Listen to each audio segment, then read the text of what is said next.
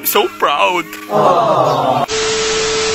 At so yan nga, what's up sa inyo mga kanguso? Kagigising pa lang natin. Tamang kape lang. Say good morning to Mario. So yun na, walang tamang kape lang tayo sa umaga. Sabi ko nga, para kanino kayo gumigising? Ako? Gumigising ako dahil nasusobra na ako ng tulog baka kasi may high blood ako. Mahirap na. A few moments later. At so yan nga, no, dahil nga hindi pa nagpapakain ng ducks si mother. Sana all. Yung aming mga ducks, Okay.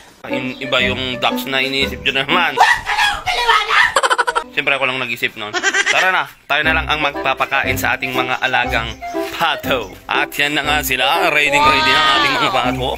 Oh, mag-wait kayo, ha? Wala tayong ipapakain, kaya muna tayo dito sa kubo. Dito namin nilalagay yung mga pagkain ng pato. Yan yung may tuyo, pizza ka, giniling na mais. Tapos yung dito naman, para dun sa mga pa-12 natin, giniling siya na mais sa pizza. Kaya tara na.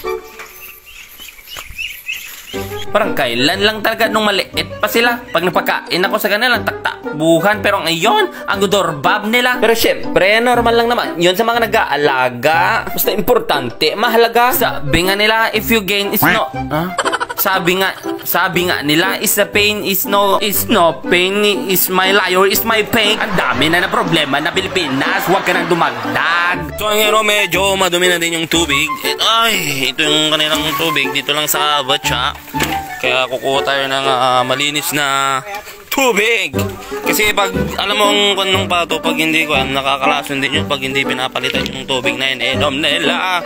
Kaya tara na. Kaya dali-dali na kung kumuha ng tubig, baka mabaluukan sila, mahirap na. Oh, di ba? Best inag-akar tayo ng camera. Paano ba naman kasi ako'y mag-isa, kaya para maganda ang kuha, iakar-akar natin yung camera. Anyways, linisan muna natin yung batya para yung latak ng putik ay matanggal na. Oh, di ba? Para akong makatang nagsasalita. Ang bilis talaga ng panahon.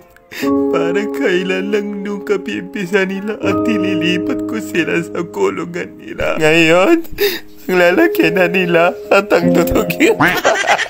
Ay, serious. Lumilipas talaga ang panahon.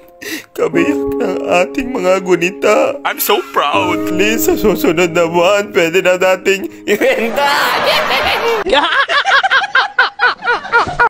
At yun lang ang ating ganap. Share ko lang. For entertainment purpose only.